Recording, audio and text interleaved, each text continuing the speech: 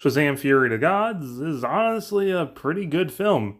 I like the drama, the unique to the movie villains are cool, the effects at the end are great. The only real problem is there's kind of a disconnect between Billy as Shazam and Billy as Billy. A big theme of the film is he's growing up, and when he is just Billy, he's like acting it. But then when he's Shazam, he's acting all Shazam and childish, which works for the character, but it doesn't really match Asher's performance as Billy, who was already a little too old in the first film, but it's a little more noticeable here. As for Black Adam in the film, it's watchable, but diving even a little bit into the behind the scenes, you can find that Dwayne Johnson was being hilariously petty, not wanting anything to do with Shazam and wanting Black Adam to be the cool anti-hero that takes over DC. And DC was all behind Dwayne Johnson just taking over the brand, and having DC revolve around Black Adam of all characters, just for it not to do so well and James Gunn doing what I do and just reboot the franchise. But how would I do it different? By merging these two films into one. This is Shazam! Fury of Adam. The film begins with a deleted scene from the first film.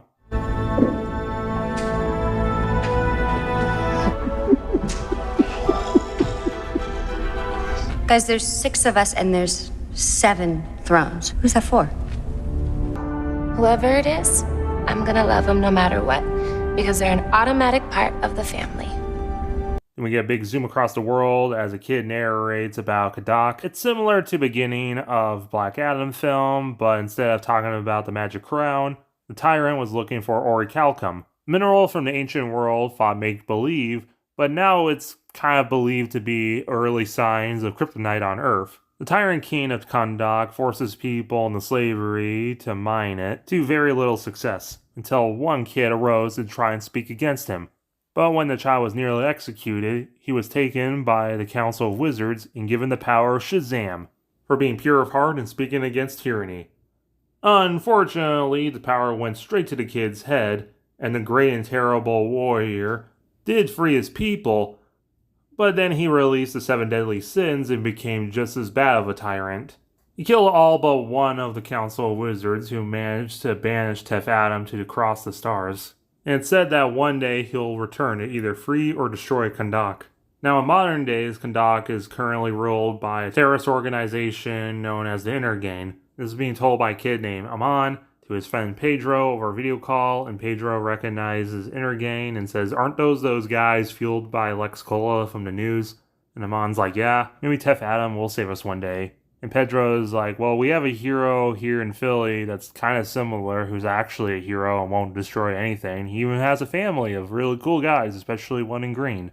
And just at that moment, Billy walks into his room and he's like, "All right, we have to go. Stop talking to your baseball friend." The family gathers, Shazams, and they head to the Ben Franklin Bridge. The beginning of the film is basically the same from Fury of the Gods, but we're rearranging some stuff. So this is our opening action scene, with the Ben Franklin Bridge still collapsing, but everyone was safe. Then we get the therapy pediatrician scene. And with the quick recap of the first film, it just feels like this flows way better. And it definitely makes more sense with the rejected by City newspaper after the bridge incident. But later, at the Rock of Eternity and some door shenanigans, everyone's back in normal form rather than champion form. But still the same principle of Mary telling him that he's getting older and everyone else is a little busy. Mary's starting college very soon. Pedro has his thing with baseball. Eugene's going into esports. Freddie's got a girlfriend. And even Darla is trying out for track. Sorry, but nothing lasts forever. Then we cut out into space and something comedically crashes through the yellow power battery from one of my old rewrites. That night, Billy's sitting at bed and he looks out his window, seeing a shooting star, shrugging and wishing for his family to stay together. But then we cut to, that's no shooting star, it's Tef Adam, returning, crashing into the earth, creating a big old crater somewhere near Kahndaq, and he flies in. We keep his face all cloaked and hidden, but the Intergang immediately finds him. This leads into basically just the same scene from the original Black Adam with painted black and he just tears through everyone. But we keep covering his face until after it, and we definitely do recast him. Dwayne Johnson's one of those actors, he definitely does have charisma to him and everyone wants to like him, but he's just such a bad person. And especially with all that beef behind the scene, we have to replace him.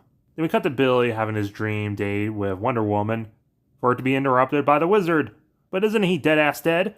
And then from this point of the dream on, he just reverts back to normal Billy. The wizard quickly refers to the fact that yes, he is indeed in the Darkland. Billy has no idea what that means, but the wizard then explains that he has to go to Kahndaq because Tef Adam has returned. The man who unleashed the 7 deadly sins originally. Billy's like, oh whatever, I've already defeated a past champion and the 7 deadly sins, I got this. The wizard does not appreciate his confidence, but the spell sending him into Billy's dream is starting to fade and he's crumbling again, so he quickly yells at him to go to Kahndaq as Billy wakes up, and Billy's kind of chuckling that his name's Adam. Black Adam is roaming through the streets of Kahndaq, and he comes across the protest against the Intergang, casting a spell so he can understand the new language of the world, because the world hasn't changed that much. As he flies into what looks like their government building, pulls the leader of the Intergang out, and he just fries him with electricity. Everyone is scared and disbands. Black Adam doesn't understand what's going on. He freed them. These people don't know what they want. As he tries opening a door into the Rock of Eternity, but then a drone flies in, introducing themselves as United States President Amanda Waller. This is going to be your only warning. Kahndaq is your prison now. 1 foot outside of it, you will not live to regret it. And we cut to the JLA satellite, and they picked up on that giant yellow explosion, the thing that crashed into Earth, and some weird shenanigans going on in Kahndaq. So they put together a team, Cyclone, and new members, Bawano Beast, Hawkman, Hawkgirl. They go down to Earth in a cool supersonic jet to pick up their newest member, Al, the Atom Smasher, who's calling his uncle, who was the former Atom Smasher for the former Justice Society, who's worried about his nephew and the suit might get damaged. He's like, it's fine, it's whatever, it's my first mission. He gets picked up and he's overwhelmed by the futuristic jet. And he kind of immediately assumes that Hawkman is the leader. He's kind of crushing on Cyclone. But it's actually Cyclone that's the most senior member of the League in the team. They tell him to suit up, they'll meet the big man there very shortly in this jet.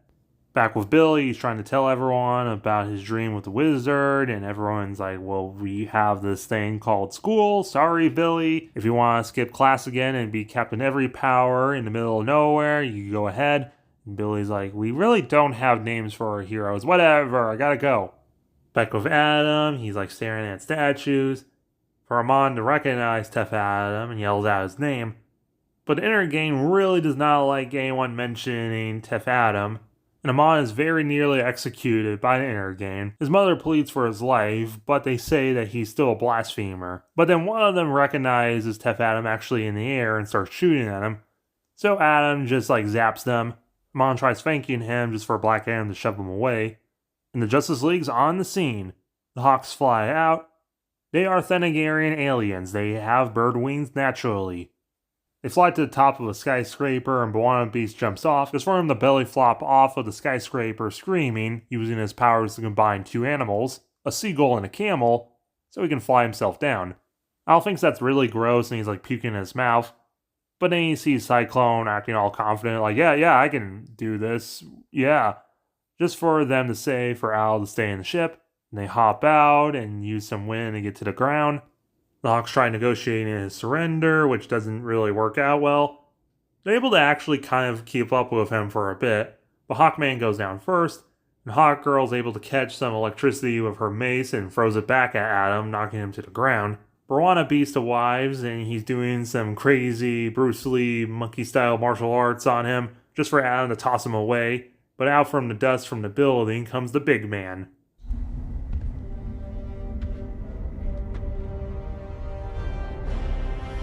We should talk. Superman. Stay here, son. You fight for the wizard? I fight for those who can't fight for themselves. Superman and Black Adam are actually kind of even, but how do you show how powerful our main villain is for a film? Totally bodies Superman with one move, but he's not down yet as he saves Amon.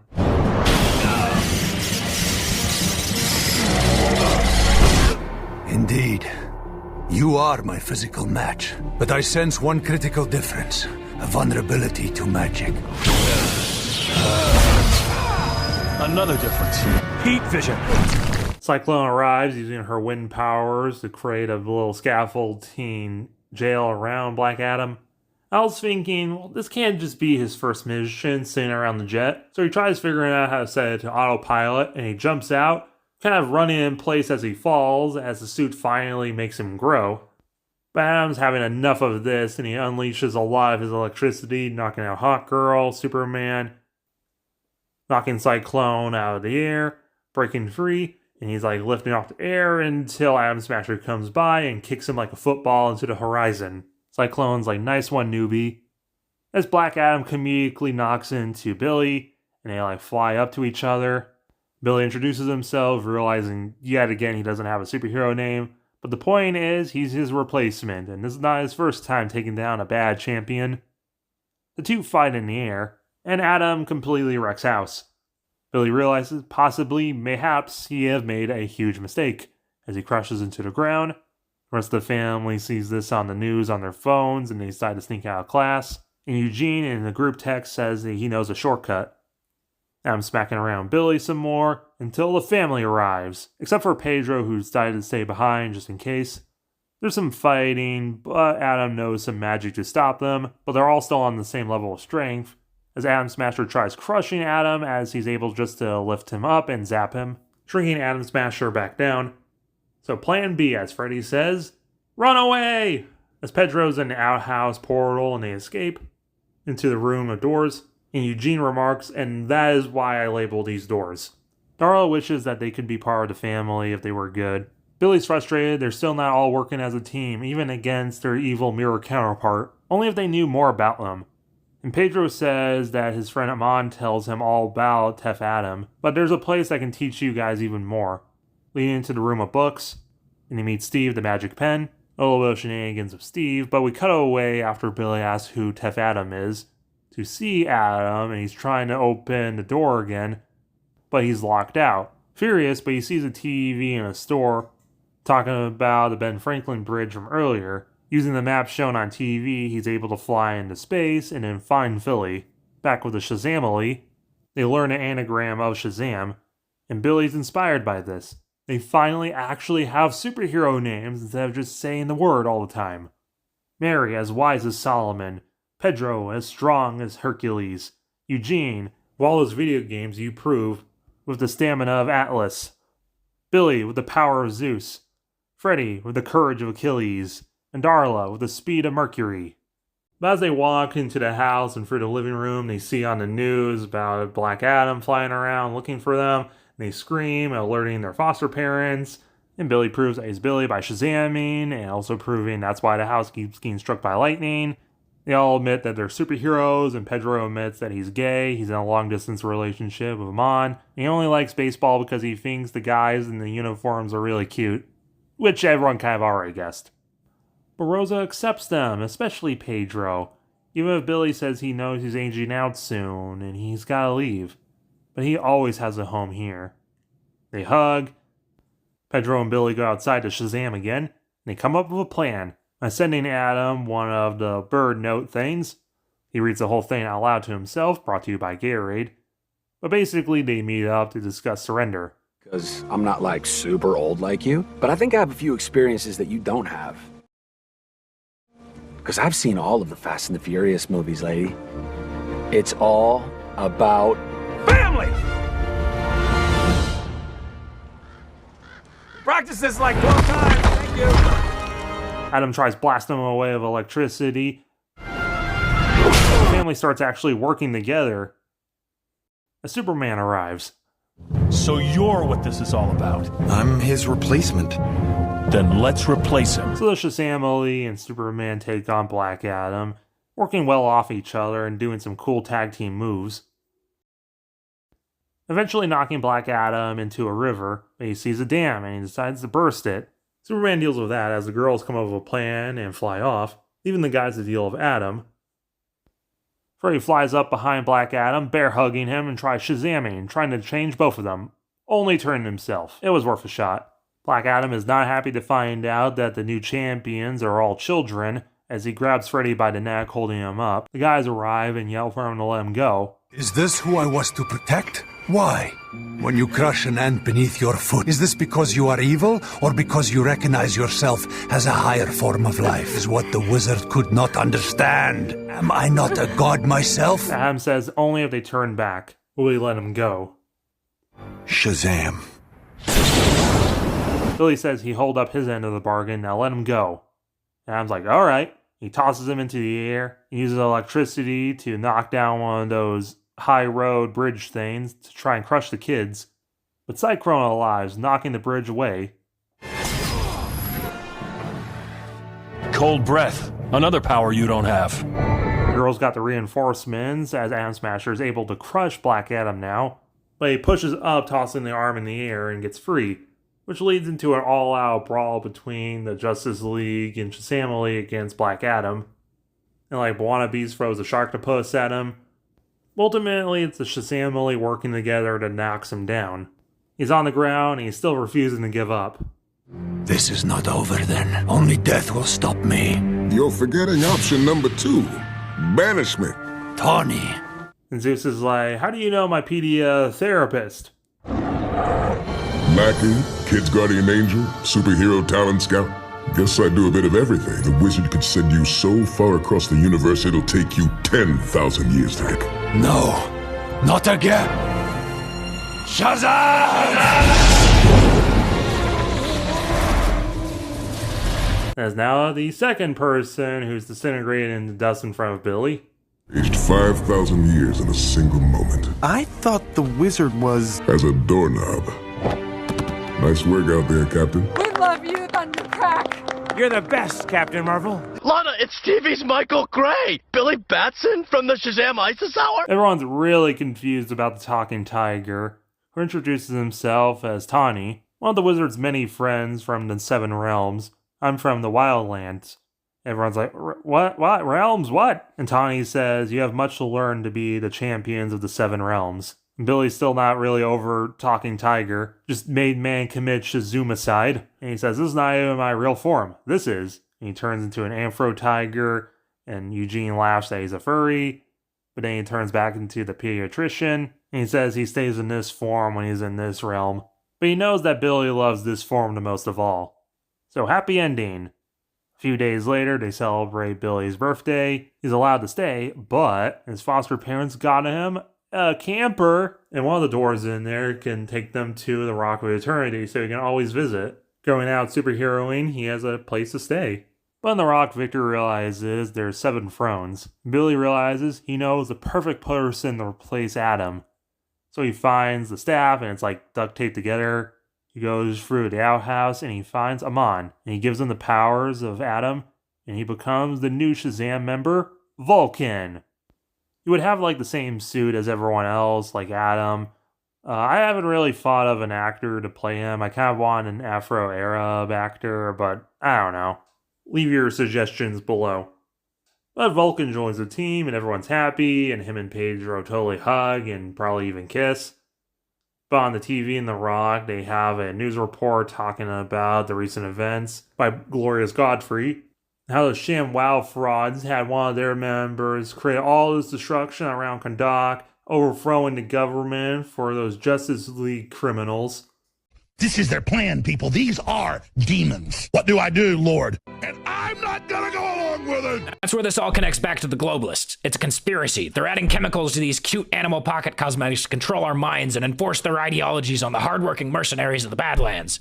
Yes, hello, it's me, the globalist leader. I want to take over the world, but I'm going to do so in a really convoluted and stupid way so that nobody will ever expect it. And even if someone does expect it, then nobody will ever believe him. They'll just say he's some weird, wacko conspiracy nut job. I came knocking on your door 1,000,000 times, and you laughed at me.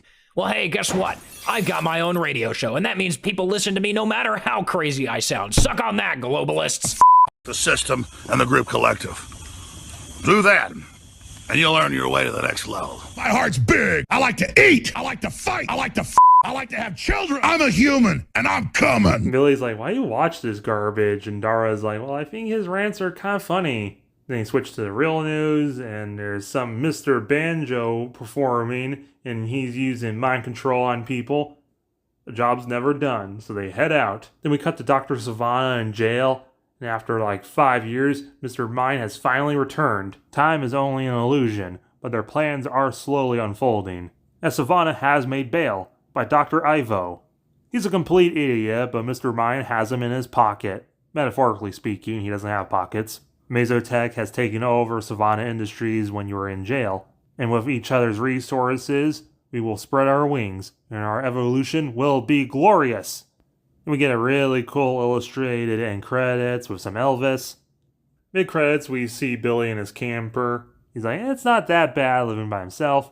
He's like shooting bottles of electricity, making money off of charging people's phones. But then suddenly, Wonder Woman appears, saying after a lot of debate over your guys' ages, would the Shazam really like to join the Justice? Yes! 1,000 times yes! And our post-credits is the Task Force X arriving in Kahndaq. Comedically way too late, and now they have to go to Philly. But that's how I would approve Black Adam. But what do you guys think? You like my ideas? You hate them? How would you do it any different?